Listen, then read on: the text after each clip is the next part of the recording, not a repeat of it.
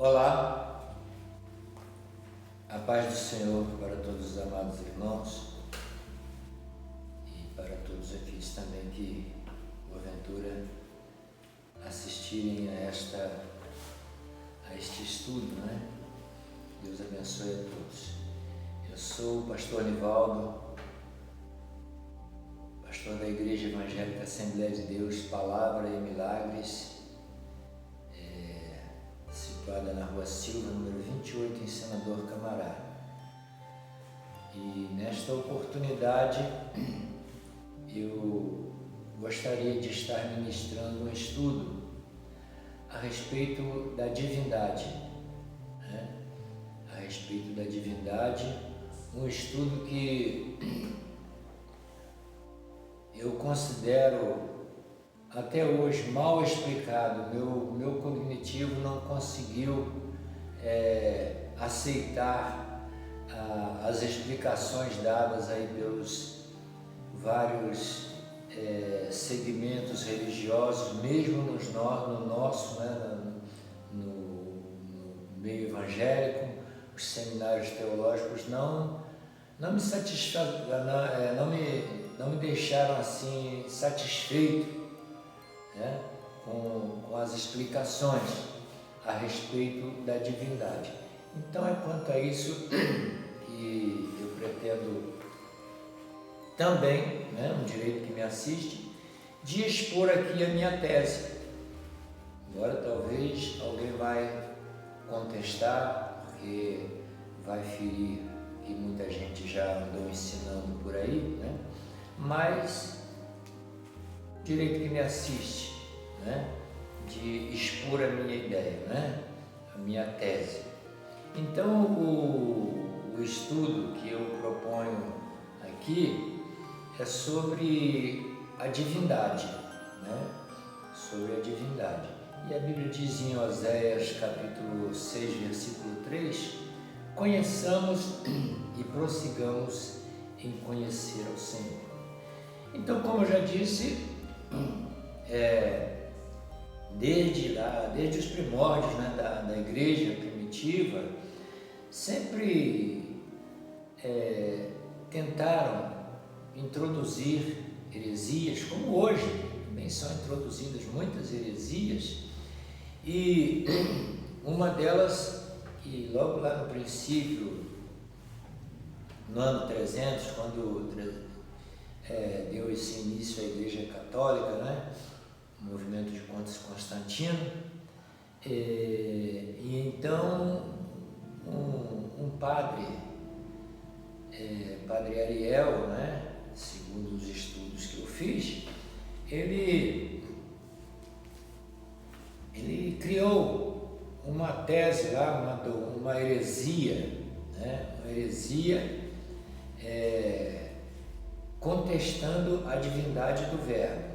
Então, o chamado arianismo. O arianismo, ele nega o Verbo como Deus. Assim como hoje esse segmento, ele veio, né? Veio passando pelos séculos e está até hoje nos nossos dias aí, né? As Testemunhas de Jeová, o Adventismo do sétimo dia, que negam a divindade do Verbo. Que nós vamos explicar porque eles contestam isso e vamos explicar por que o Verbo é Deus, tá? Então, o arianismo, como toda heresia, ele tem como um pano de fundo distorcer a palavra para colocar uma dúvida, para ridicularizar a pessoa de Deus, né? Então eu pude interpretar aqui a intenção, né, satânica do arianismo, porque quando se coloca que o Verbo não é Deus, que o Verbo foi um ser criado, né? Ele é um ser criado, algumas coisas vêm à nossa mente. Uma delas é que o Pai, então, né, o Deus que eles estabelecem, um Deus verdadeiro, o único Deus, Yahvé, né, estabelecem como o único Deus verdadeiro. Porém, esse único Deus verdadeiro, todo-poderoso, ele se vale de um ser criado, tá? Que ele tem milhares e milhares de anjos que foram criados por ele, pelo Criador, né? Pelo Verbo, e a Bíblia diz que o Verbo é o Criador. E então ele se vale de um ser criado para resolver tanto o problema do homem quanto o seu problema pessoal, porque quando o Senhor Jesus Cristo, né, quando ele veio para sofrer pelos nossos pecados, ele veio com dupla função. Uma delas a gente vê lá no livro de Levítico, capítulo de número 9, que Arão, ele oferecia sacrifício por si mesmo e pelo povo.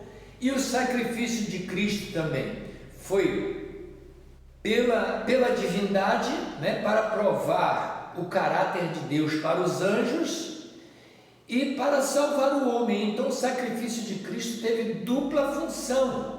E por quê? Vamos explicar o porquê essa dupla função. Porque quando o Senhor Jesus, né, ele penetra lá diante dos anjos, diante do Pai, como Arão entrava no Santo dos Santos para oferecer sacrifício de sangue por si e pelo povo, quando o Senhor Jesus, ele entrou, né, quando ele adentrou as mansões celestiais, desfigurado, como disse o salmista, né? O salmista falou, quem é esse Rei da Glória? O salmista deixa claro ali que ele não foi reconhecido, né? Ele entrou lá diante do Pai, diante dos anjos, e aquela mesma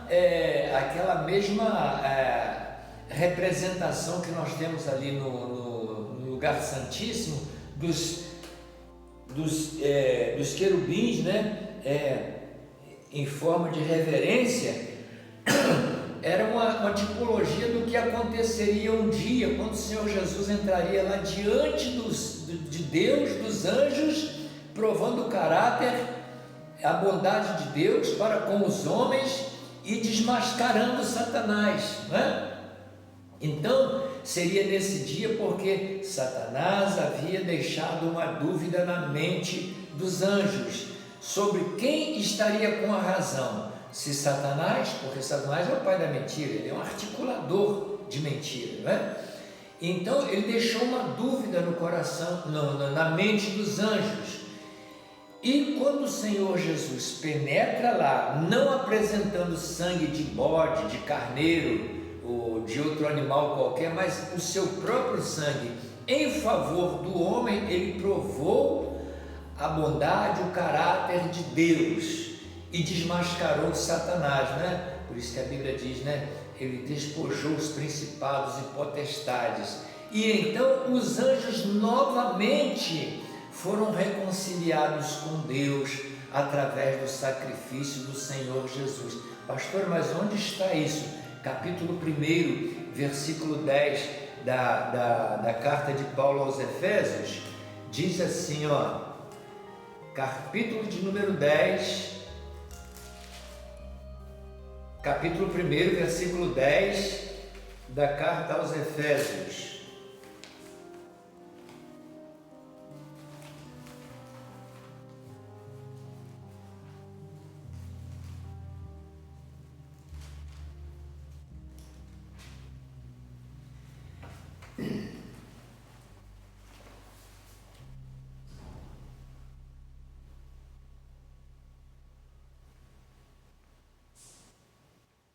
O texto diz assim, ó: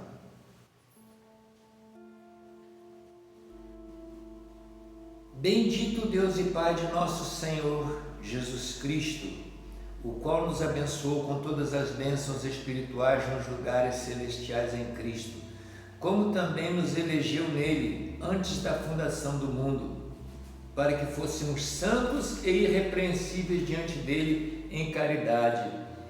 e nos predestinou para filhos de adoção por Jesus Cristo, para si mesmo, segundo o beneplácito de sua vontade, para a louvor e glória da sua graça, pela qual nos fez agradáveis a si no amado, em quem temos a redenção pelo seu sangue, a remissão das ofensas segundo as riquezas da sua graça, que ele tornou abundante para conosco em toda sabedoria e prudência, descobrindo-nos o mistério da sua vontade, segundo o seu beneplácito que propusera em si mesmo, de tornar a congregar, ou seja, de reunir em Cristo todas as coisas na dispensação da plenitude dos tempos, tanto as que estão nos céus, os anjos, né, como as que estão na terra.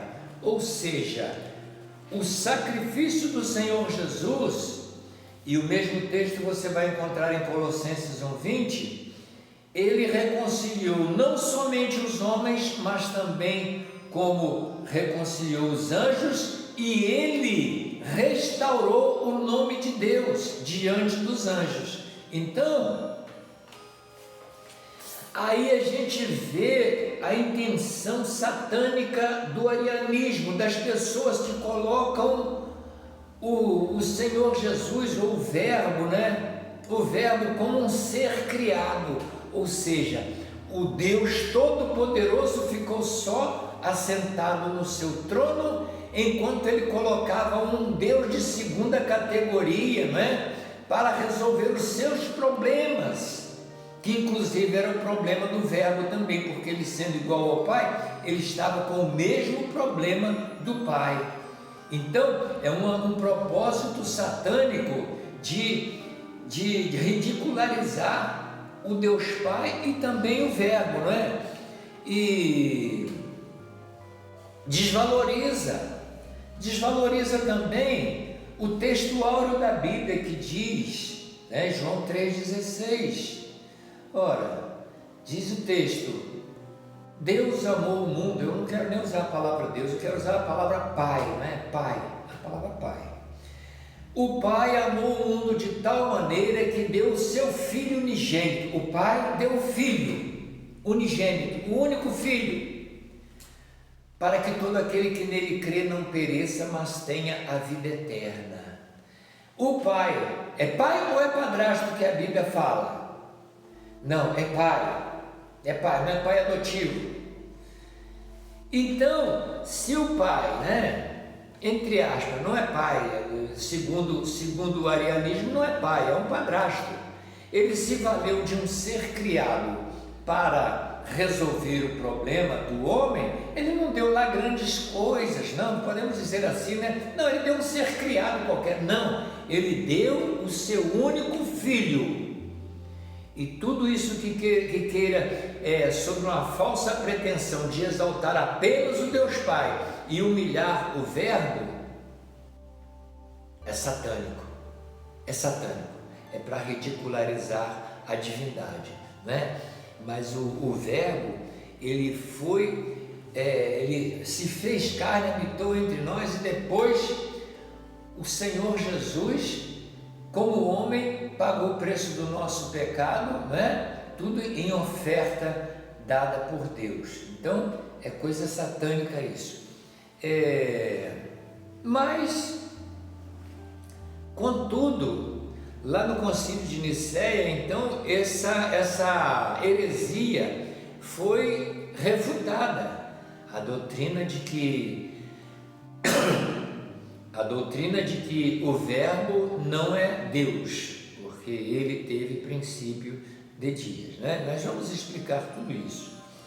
Bom, mas contudo, a pessoa do Espírito Santo não teve muita relevância lá no Concílio de Nicéia.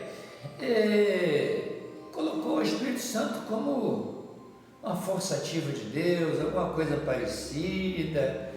E hoje, mesmo nos nossos seminários teológicos, nós temos professores aí ensinando que o Espírito Santo é a terceira pessoa da Trindade.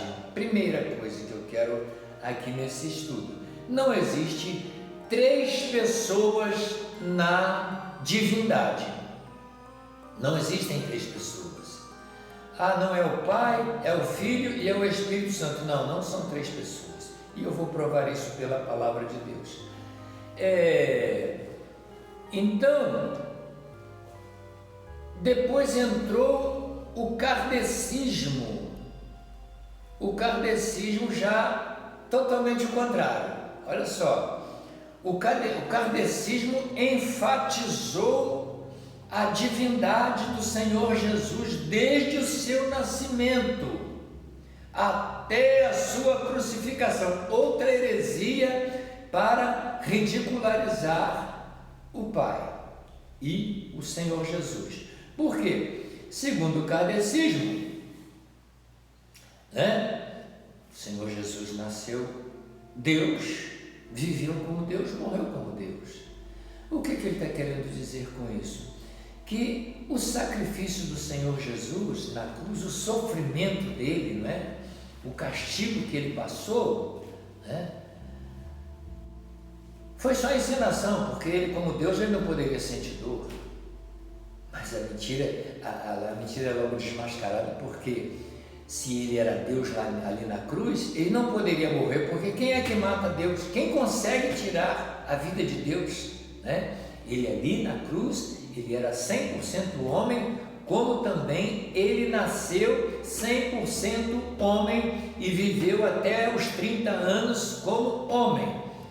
A Bíblia não diz que ele nasceu Jesus Cristo. O anjo, quando foi a Maria, disse assim, que ela daria a luz a um filho e lhe poria o nome de Jesus. Jesus, só. Cristo quer dizer ungido. Ele passou a ser ungido quando aos 30 anos ele foi batizado por João Batista lá nas águas do Rio Jordão, e ali então, quando ele foi batizado, a palavra de Deus diz que o Pai falou assim: este é o meu filho amado em quem me comprazo, a ele ouvi, E então o Espírito Santo desceu em forma de uma pomba e tomou posse da humanidade de Jesus. Ali foi que o Verbo se fez carne. O Verbo não se fez carne no ventre de Maria, porque senão o católico estaria certo de dizer que Maria foi a mãe de Deus. Maria foi mãe de Deus. Se Jesus nasceu 100% Deus, Maria foi mãe de Deus. Mas o Senhor Jesus, como homem, ele não teve pai, e como Deus, ele não teve mãe. A verdade é essa, E então a gente pode ver o seguinte, que essa colocação de Jesus como Deus eram coisas assim temporais, vamos dizer assim, do seu nascimento até os 30 anos ele era homem. Ao ser batizado, tornou-se 100% Deus. Na ocasião do seu sacrifício, ele viveu 3 anos como Deus e homem, 100% Deus, 100% homem. Na semana do seu sacrifício, a semana da preparação, ele tornou-se novamente 100% homem, totalmente vazio da presença do Espírito Santo de Deus. Tanto que na ministração da Páscoa, da Santa Ceia, ele reúne os seus discípulos e ali ministrando a Páscoa, e foi a festa que inclusive ele estragou, Ele estragou a festa dos discípulos, Falou coisas ali que os discípulos ficaram arrasados, mas vamos deixar isso para outro estudo. E então ele pegou o pão, apresentou ao Pai, consagrou e deu aos discípulos e disse: olha, isso aqui é meu corpo que é partido por vós, o corpo. Depois ele pegou o cálice com o vinho, apresentou ao Pai, consagrou e disse: isso aqui é meu sangue, que é derramado por vós para a remissão dos pecados. Em nenhum momento ele apresentou, digamos, se ele tivesse apresentado o azeite, né? O azeite, ó, isso aqui é o azeite, isso aqui é o Espírito Santo, ele estaria, ele está sendo oferecido por vocês. Não, ele só apresentou a sua humanidade, o corpo e o sangue, só, né? Então, ele não morreu como Deus. Impossível morrer como Deus. Ele morreu como homem. Por isso que na carta aos Filipenses, no capítulo 2, versículo 4 em diante, o apóstolo Paulo diz assim, ó: de sorte que haja em vós o mesmo sentimento que houve também em Cristo Jesus, que sendo em forma de Deus, não usurpou ser igual a Deus, mas humilhou-se a si mesmo, tomando a forma de servo, fazendo-se semelhante aos homens, e sendo achado na forma de homem, foi obediente até a morte de cruz, pelo que também Deus o exaltou soberanamente e deu-lhe um nome que é sobre todo nome, para que ao nome de Jesus Cristo se dobre todo o joelho, dos que estão nos céus, os anjos, na terra, os homens, e debaixo da terra, os demônios e as almas dos perdidos que estão lá de posse de Satanás, né? Então, o Senhor Jesus, ele morreu como homem, e a Bíblia diz isso, lá em Romanos capítulo 5, versículo 12, diz que por um homem entrou o pecado no mundo, por Adão, e também por um homem veio a reconciliação nossa com Deus, que é o Senhor Jesus Cristo. Então, homem, Jesus Cristo, homem, ele é o nosso Salvador, não é? Glórias a Deus. E então, existe aí nem sei se tem muita relevância falar sobre os sensacionistas, né? Sensacionistas formam um grupo aí de pessoas que se dizem religiosos, e tem até igrejas grandes catedrais aí, mas que negam totalmente a ação do Espírito Santo na igreja, que aquela coisa, aquele movimento de milagre, aquelas coisas, isso foi só na igreja primitiva. Então, eu não sei que igreja é essa, porque sem a ação do Espírito Santo, não tem como a igreja prevalecer, permanecer. Como é que pode? Ficou uma coisa totalmente, uma organização social, né? E a Bíblia desmente também, porque no Evangelho segundo Marcos, se é que eles têm que usar a Bíblia como regra de fé e prática, então vamos lá. Marcos capítulo 16, versículos 16 em diante, diz assim, ó, versículo 15 ao 18 diz assim: portanto, ide, pregai o Evangelho a toda criatura, quem crer e for batizado será salvo, quem não crer será condenado. E esses sinais seguirão aos que crerem, em meu nome expulsarão os demônios, falarão novas línguas, se pegarão nas serpentes, e se beberem alguma coisa mortífera, não lhes fará dano algum, e imporão as mãos sobre os enfermos e os curarão. Então, como é que pode isso? Então eles não creem, porque exatamente isso. O que a palavra está dizendo? Os sinais seguirão aos que crerem. Se eles não creem, acabou-se. Não tem mais ação de Deus, não tem mais ação do Espírito Santo. Essa é a verdade para qualquer um que queira desfazer o que a palavra de Deus diz. Eles estão como religiosos, mas não creem na atuação do Espírito Santo. capítulo 2, versículo 39 do livro de Atos, após aquele discurso lindo do apóstolo Pedro, né? Explicando ali sobre a descida do Espírito Santo.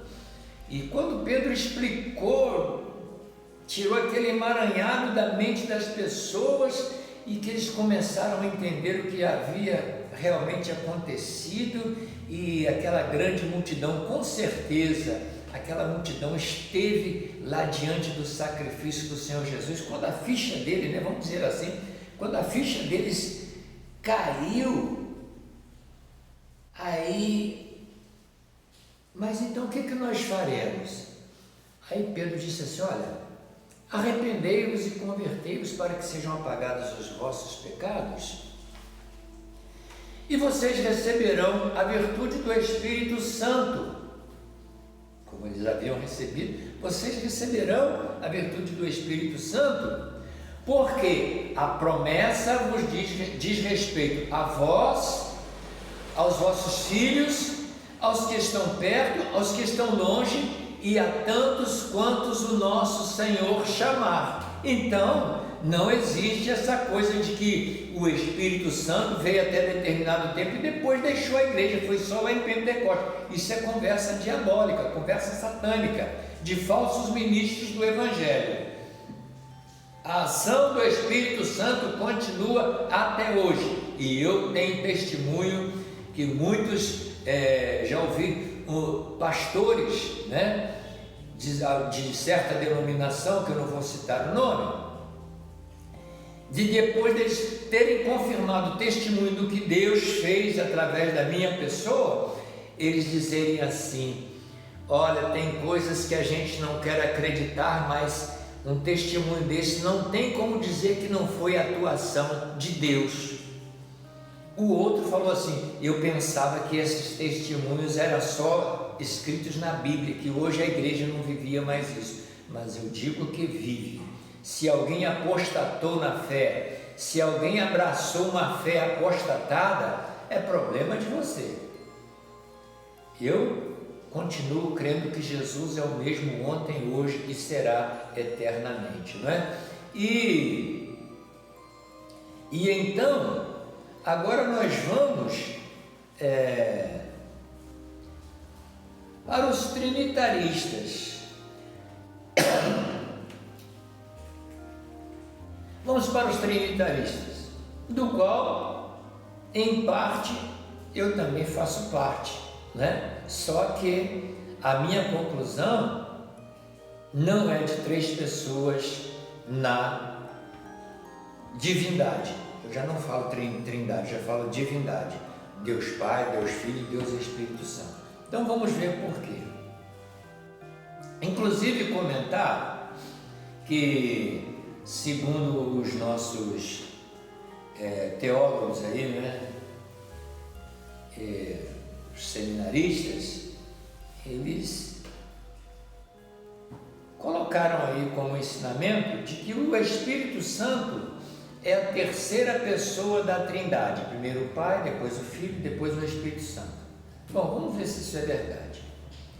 Vamos fazer uma analogia usando a tricotomia humana, né, que segundo a Bíblia, Gênesis, no livro de Gênesis diz que Deus fez o homem segundo a sua imagem e semelhança. Então o homem é formado em espírito, alma e corpo, né? E Tessalonicenses 5:25 diz: e todo o vosso espírito, alma e corpo sejam conservados irrepreensíveis até a vinda do Senhor Jesus. Então o homem é espírito, alma e corpo. Vamos ver então nessa tricotomia qual será a parte mais importante desta tricotomia. Se o nosso corpo, né, for mutilado, perdemos os membros, né, pernas, braços, perdemos até muitos dos nossos órgãos, ouvidos, olhos, baço, fígado, perdemos até grande parte dos nossos órgãos. esse corpo ainda tem condições de sobreviver, ainda que sob condições difíceis, né? Mas ainda tem condições de sobreviver. Então o corpo não é a parte mais importante da tricotomia humana. A Bíblia diz em Levítico, capítulo 17, versículo 11, que a alma de toda a carne está no sangue. Então o sangue é onde está contido a nossa alma, onde nós temos as emoções, alegria, tristeza, ódio, enfim. Todas as emoções partem da nossa alma, né? E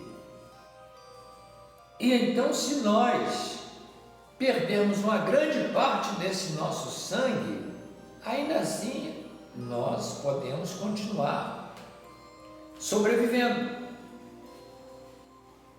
Porém, então, aí o sangue, então, a alma não é a parte mais importante da tricotomia humana.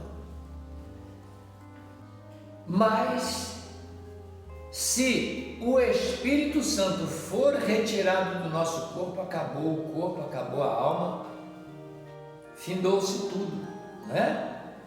Então, o Espírito Santo é a parte mais importante da tricotomia. O Espírito, melhor dizendo, o Espírito é a parte mais importante da tricotomia humana.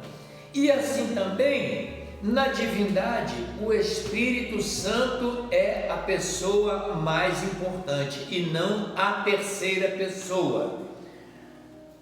Tanto que o Senhor Jesus falou que se alguém pecar contra o Filho, será perdoado, mas pecar contra o Pai, contra o Filho, será perdoado, mas se pecar contra o Espírito Santo, não será perdoado, nem nesse século, nem no vindouro. Mas isso é outra história. Então eu queria falar, na verdade, sobre essa confusão que diz, olha, a divindade é composta pelo Deus Pai, o Deus Filho e o Deus Espírito Santo. Como é que é isso? Eu só tenho a procedência do Filho vindo do Pai. Eu não tenho a procedência do Pai vindo do Espírito Santo. Eu não sei, está mal explicado. Vamos ver como é que é isso. Eu entendo que na eternidade passada, quando nós falamos do Espírito Santo, não podemos falar princípio. O princípio foi de quando o Verbo foi gerado, né? Aí sim, aí teve o princípio. No princípio. Anterior a isso, não podemos falar de princípio, porque o Espírito Santo não teve princípio. Ele é. E então, lá na eternidade passada, como está dizendo no Salmo 90, versículo 2, de eternidade a eternidade tu és Deus. Eternidade passada, eternidade futura, vindoura. O Espírito Santo vagava aí no vazio. No vazio. Até que em determinado tempo ele sentiu-se solitário e ele desejou ter alguém, como todos nós não nascemos para vivermos isolados, nós precisamos de comunhão, nós precisamos de reunião, né? Inclusive a igreja é um tipo dessa coisa. Não existe essa coisa, não, eu creio em Deus, mas eu sou desigrejado. Não existe. O homem foi criado para viver em sociedade. Até os animais vivem em sociedades, né? Então, o Verbo sentiu-se sozinho, solitário. E ele deve ter pensado, né? Pensou, porque se foi realizado, ele pensou: eu preciso de alguém para compartilhar a minha glória com ele. Eu preciso de alguém para conviver comigo. E nesse pensamento, ele começou a idealizar como teria que ser esta pessoa. É tipo assim, Nós temos, digamos que tenhamos aí uma propriedade, sei lá, uma casa com tudo dentro, temos tudo, mas falta uma pessoa para conviver, para compartilhar com a gente. Aí o que a gente faz? Vai lá na rua, o primeiro que passar, ei, vem para cá, vamos conviver comigo? Não, ninguém faz isso. Ninguém faz isso, né? Tem que ser uma pessoa, tanto é que nós estamos nesse trabalho de seleção de Deus. Deus não vai levar qualquer um lá para o céu, não. Tem gente achando que porque está frequentando a igreja, ele já está com o seu nomezinho garantido. Não está, não. Nós estamos em processo de seleção, muitos chamados e poucos escolhidos. Mas então, voltando ao Espírito Santo, bom, como terá que ser essa pessoa? Aí, o autor da carta aos Hebreus, ele fala para nós como teria que ser, qual foi a idealização do Espírito Santo sobre esta pessoa que viria a compartilhar com ele da sua glória. Diz assim no capítulo 1: havendo Deus antigamente falado muitas vezes e de muitas maneiras aos pais pelos profetas, a nós falou-nos nestes últimos dias pelo Filho, o qual, sendo o resplendor da sua glória e a expressa imagem da sua pessoa. Primeiro quesito, esta pessoa que teria que ser a imagem expressa da sua glória, o resplendor da sua glória, o resplendor da sua glória e a imagem expressa da sua pessoa, ou seja, idênticos em tudo.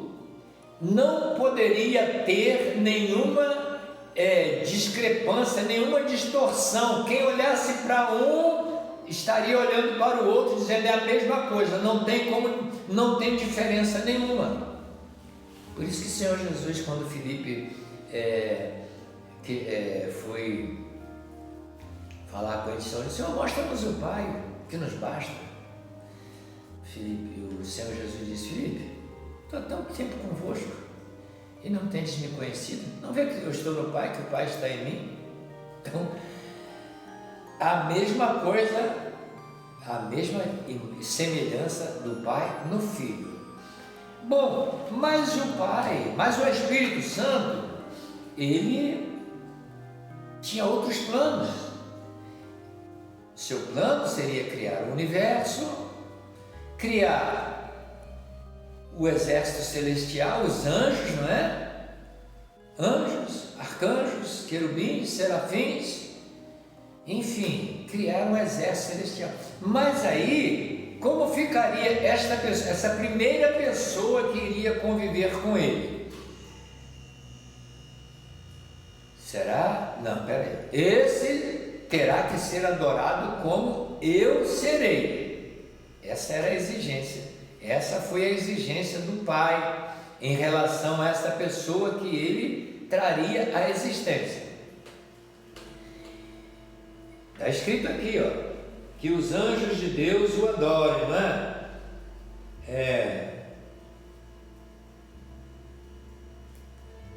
Tu és meu filho, hoje te gerei. E quando outra vez introduz seu filho no mundo, diz: e todos os anjos de Deus o adorem. Que é o versículo 6.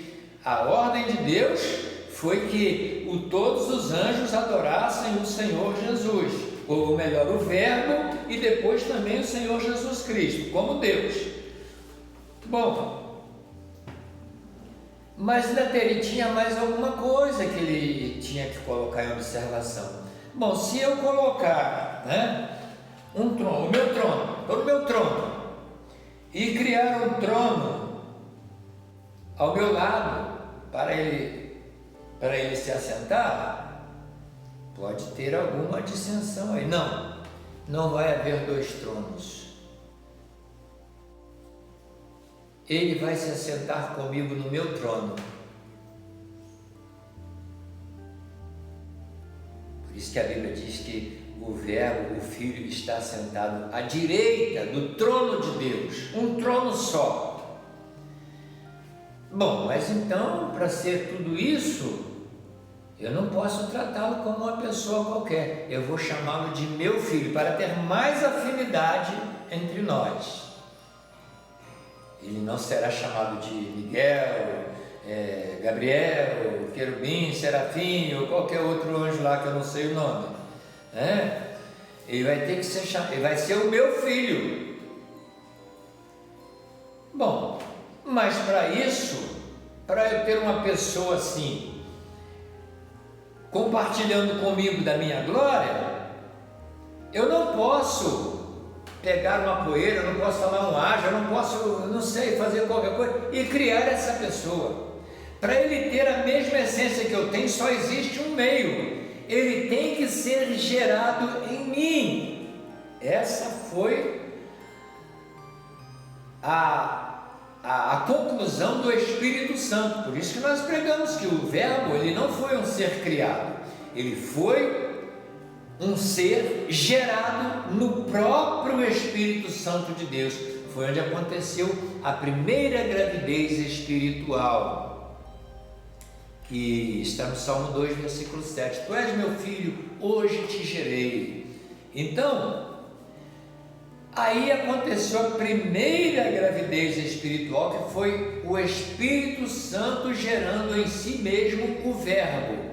Aí então, como é que surgiu então o Deus Pai? Surgiu nisso aí. O pai, um filho tem que ter um pai, porque filho sem pai é bastardo, diz a palavra de Deus. E o pai só é pai quando ele tem um filho. E foi aí que aconteceu a coisa, a personificação do Espírito Santo em Deus Pai. Não existe um Espírito Santo, um Deus Pai e um Deus Filho, não existe. Existe o Espírito Santo sendo personificado em Pai, porque ele gerou o Verbo, e o Filho, que foi gerado no Espírito Santo de Deus. E aí, porque não se explica, de onde veio o Pai? Tem que ter uma explicação. Se o Pai não veio do Espírito Santo, e o Espírito Santo, não sei, não tem nem como colocar isso aí. Como é que é isso? O Espírito Santo apareceu lá e tomou posse da pessoa do Filho, e ele também está no Pai. Que confusão é essa? Não existe explicação. Mas quando a gente fala do Pai, do Espírito Santo e do Verbo, a gente vê porque ele diz assim, que ambos são uma só pessoa. Pegando essa folha de papel, cortando, não existe a menor dificuldade de unir as duas, conectar as duas e ver que ambas se ajustam perfeitamente. Por quê? É a mesma folha que foi rasgada. Ninguém consegue tirar de outra folha um pedaço e conectar aqui a qualquer um pedaço desse aqui. A mesma coisa é o Deus Pai e o Deus Filho. Ambos se unem porque o Espírito é o mesmo, a natureza é o mesmo, é a mesma, a essência é a mesma, o caráter é o mesmo, os atributos são os mesmos. Mas aí entra um questionamento, não é? Um questionamento no homem natural que diz assim: bom, mas aí é que está o problema. Se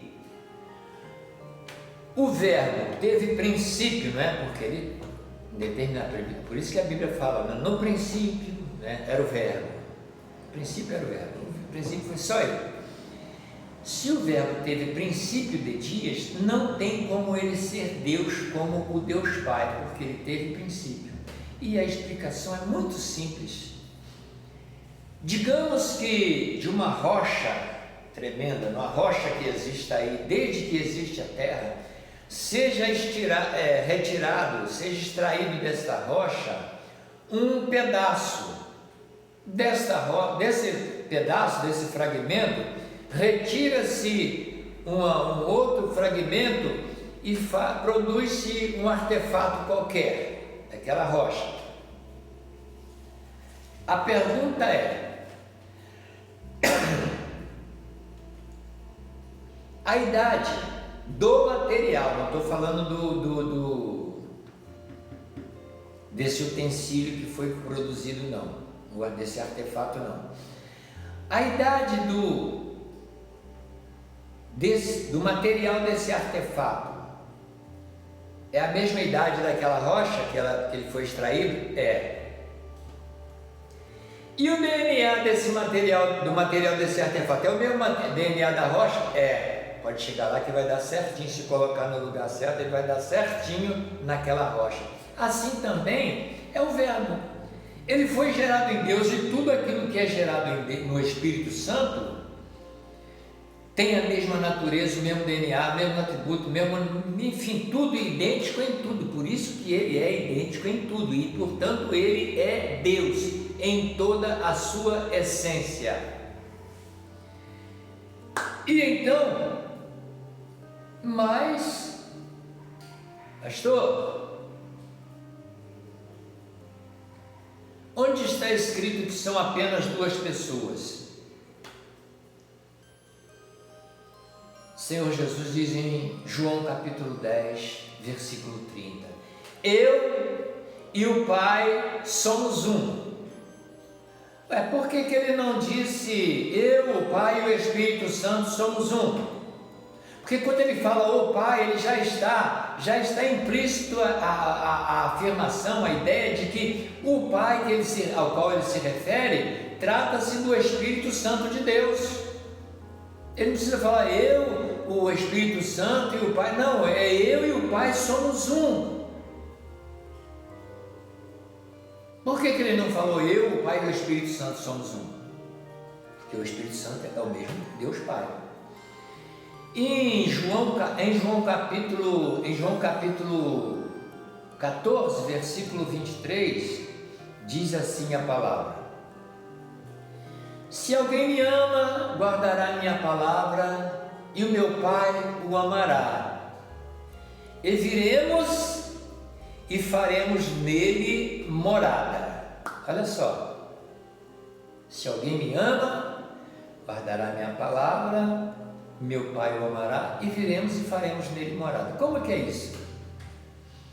Quando alguém ama a palavra de Deus, ele guarda, escondi a tua palavra no meu coração. A palavra é o próprio Senhor Jesus, está lá em Apocalipse, capítulo 19, versículo 13, diz assim, na parte final do versículo, diz assim: e o nome pelo qual é chamado é a palavra de Deus, o nome do Senhor Jesus, né? A palavra de Deus, é Ele que tem que ser escondido no nosso coração. E então nós vamos ver como é que a palavra e o Pai, o Espírito, eles irão morar dentro de nós. Quando o Senhor Jesus comissiona os discípulos, ele diz lá no capítulo 10 de Mateus, ele diz assim: olha, quando vocês forem conduzidos à presença dos homens, dos magistrados, dos doutores, para darem testemunho de mim, não se preocupem, porque na hora certa, será ministrado pelo Espírito a palavra que vocês dirão. Ou seja, a palavra e o Espírito trabalham dentro de nós. Ninguém pode ser analfabeto de Bíblia e ser cheio do Espírito Santo. Ninguém pode ser cheio do Espírito Santo e ser analfabeto de Bíblia. Tem que ter conhecimento da palavra, né? Então, esta é a colocação. E novamente o Senhor Jesus não fala eu, o Pai e o Espírito Santo viemos e faremos nele morada. Ele fala eu e o Pai viremos. Olha, duas pessoas. Mas pastor, como é que o Senhor Jesus, ele falou lá em Mateus capítulo 28, versículos 29, né? Mateus capítulo 28, versículo 19, desculpe.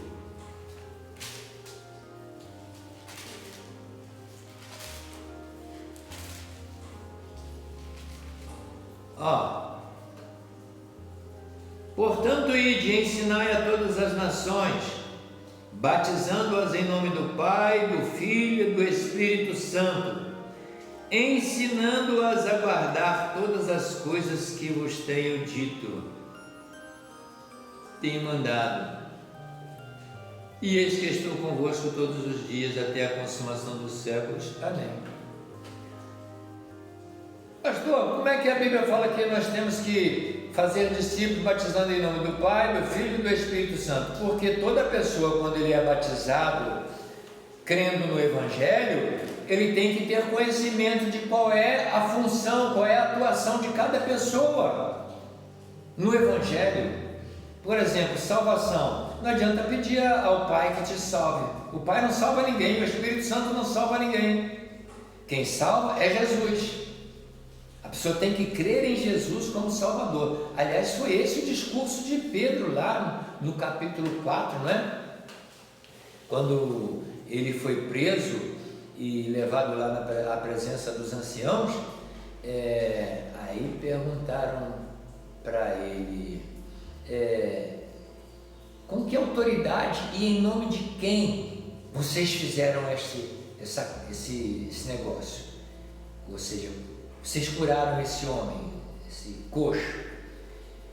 E Pedro, cheio do Espírito Santo, olha só o cumprimento do que o Senhor Jesus falou: na mesma hora será ministrado o que vocês terão que falar. Foi na hora, o Pai e o Espírito estavam, a palavra e o Pai estavam dentro de Pedro. E Pedro falou assim: olha, varões de Israel, varões do povo, anciãos de Israel,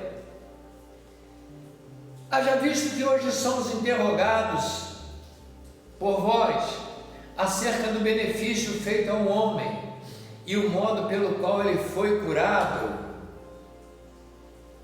seja do conhecimento de todos vós e de todo Israel, que foi em nome de Jesus Cristo, o Nazareno, ou seja, o desprezado. Nazareno, na linguagem do povo, é o desprezado, é o indigno, né? Vem alguma coisa boa de Nazaré?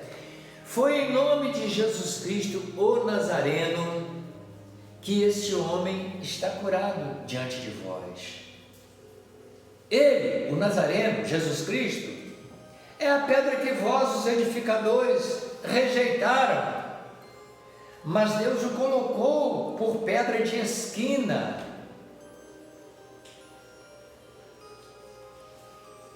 E seja do conhecimento de todos vós que em nenhum outro há salvação, em nenhum outro há salvação, porque também debaixo dos céus não há dado entre os homens um nome pelo qual devamos ser salvos, ou seja, Salvador é Jesus Cristo.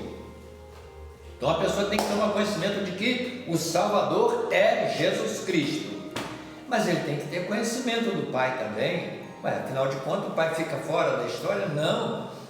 A pessoa tem que tomar conhecimento de que ele foi, como disse João no capítulo 1, versículo 11, diz que Jesus veio para o seu e os seus não o receberam, mas a todos quantos o receberam, deu-lhes o poder de serem feitos filhos de Deus, aos que creem no seu nome. Então, nós agora temos conhecimento de que, crendo em Jesus como nosso Salvador, eu agora me torno filho. Eu tenho um pai. Jesus é meu irmão, mas eu tenho um pai que me adotou através de Jesus Cristo, como diz Paulo na carta aos Efésios. Ele, o pai, o filho, nos tornou agradáveis ao Pai nele, em Jesus Cristo. Então eu tenho que ter conhecimento de quem é o Pai. E também, como eu creio em Jesus como meu Salvador, eu agora tenho que aceitar que o Espírito Santo agora é quem direciona a minha vida, é Ele que me santifica, é Ele que me orienta, é Ele que me instrui, é Ele que faz todas as coisas na minha vida. Então, eu sou batizado, ou seja, eu passo a crer na salvação em Jesus Cristo, passo a crer no Deus Pai, que é o próprio Espírito Santo, e creio também na ação do Espírito Santo na santificação da minha vida. É isso, batizando em nome do Pai, do Espírito Santo, do Filho e do Espírito Santo, né? O Espírito Santo como Pai e como santificador da igreja. É isso. E está explicado essa confusão. Não existe um Deus Pai, um Deus Filho e um Deus Espírito Santo formando três pessoas. São duas pessoas na divindade. Amém? Então que Deus nos abençoe, que Deus possa abrir o entendimento dos amados irmãos. E se alguém quiser contestar, conteste segundo textos e contextos da palavra de Deus. Amém? Que Deus nos abençoe em nome de Jesus. Amém.